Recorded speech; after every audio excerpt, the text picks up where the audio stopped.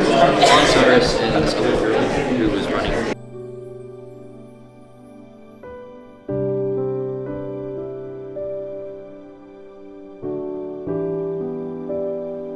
For pre-health students at Texas Tech University. I supervise our team of pre-health advisors that I'll introduce you to here in this presentation.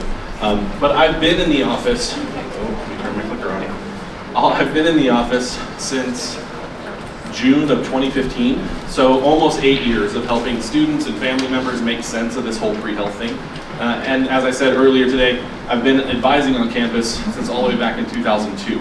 So if I can help in any way, if there's questions I can answer, that's what I want to do. I want to make this as smooth and easy for y'all because your success is our success. From our perspective, anything we can do to lower barriers to success is what we're here for. So we're going to talk through some of the typical questions that people have at this stage of the game. You may have already had questions like these answered, but I promise you there will be things in here that are super helpful, but also can provide context for what to do next.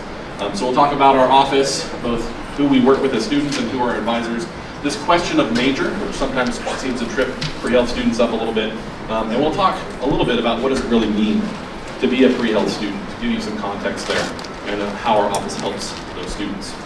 So this is our advising team. Don't mind Jarrett's picture. He's the newest member of our team, and we haven't done like headshots again. So he's not dyed, he's just not in color. But we come from a really diverse background.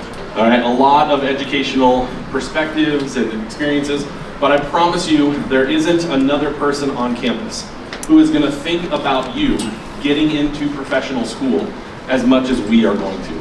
We do not advise for other majors, which is not always the case for pre-health advisors at universities and colleges.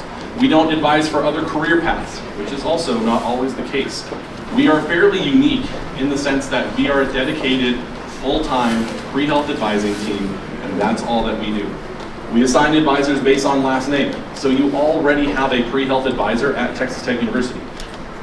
You are encouraged to reach out to them anytime you have pre-health questions. I know you have an admissions counselor, and their job is to get you admitted, but if you have any questions whatsoever about being pre-health, we encourage you to reach out to your advisor.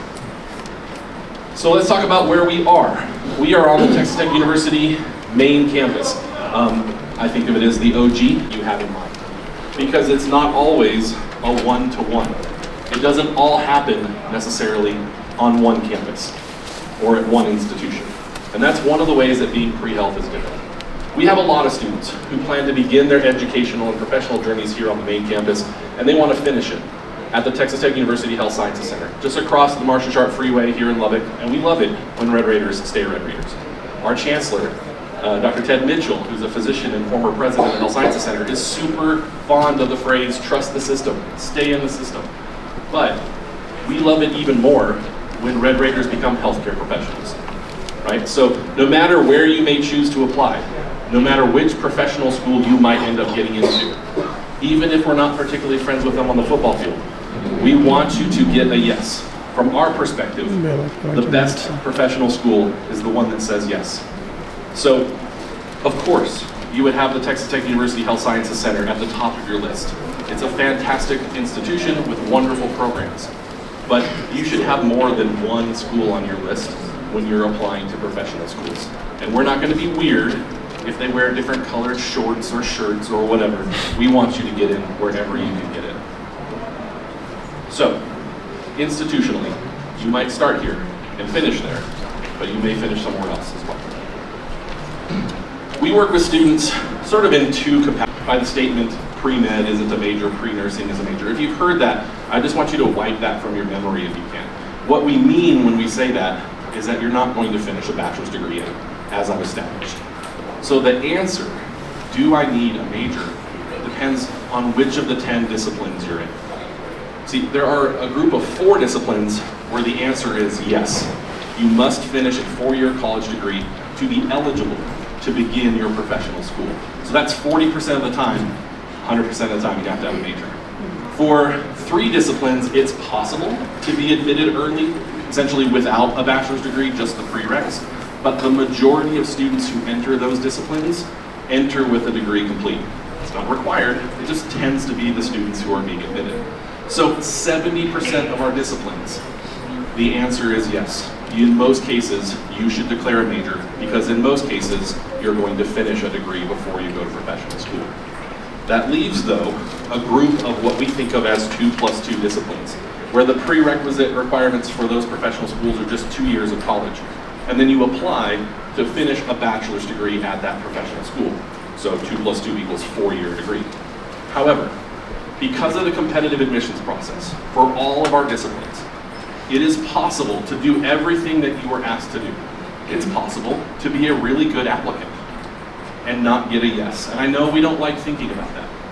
But the question of what would I do if I went through a reapplication cycle is really helpful, not only for that hypothetical future that you don't want to consider right now, but for the here and now. See, we work with students every semester who are taking a degree before they will admit. So it's a requirement. Pre-pharmacy is sort of the poster child for this middle group. It is possible to go to a doctorate in pharmacy program, a PharmD, without a bachelor's degree. Last application cycle in the United States, about a third of entrants to PharmD programs had just done the prerequisites and not a bachelor's degree. But that means 2/3 of people entering pharmacy school enter with a bachelor's degree complete. So if you're pre-pharmacy, you're probably going to finish a major, so you should figure out which one it is. There are no dental schools in Texas that will admit you without a bachelor's degree, but there are some in around the country and some international schools that will. And there are 2 optometry schools in Texas. One of them, Incarnate Word in San Antonio, will admit students without a bachelor's degree. Fluid or tissue sample being analyzed for medical purposes, it's a CLS professional who's doing that. Also a bachelor's degree. So these students usually will enter the university in the designation. They'll take their prerequisites over 4 semesters and they'll apply to finish their bachelor's degree at the Health Sciences Center or other programs like that. And if they're admitted to those professional schools, that's like declaring their major. So most students will probably not finish a bachelor's degree if they're in those designations. What's one thing about this college that like you want people to know about Texas Tech? I mean, you want freshers, yeah, to know. You want to go first? Yeah, I'm a music major here. I think the music education program here is really underrated. We have a 100% job placement rate, and not a lot of people really talk about it. Okay. We have a lot of great studios here and a lot of ensembles as well that I just feel like it's really underrated as a school, and people should talk about it more. Wow, that's cool. I see your Texas Red Raiders, right? Yes, sir. Well, how do you guys do it? Yeah, it's the guns up like that. Yeah. Okay, what about you? I guess I'd say the availability of opportunities to do stuff. Like there's so many opportunities to do stuff. Like if you want something, you can meet with an advisor or something and talk with someone and then you just go and make it happen. You in music major too? Yes, I am, yeah. Oh, it's pretty good, man. Thanks so much. Yes, sir, and best thank of luck. Thank you, man. Yeah.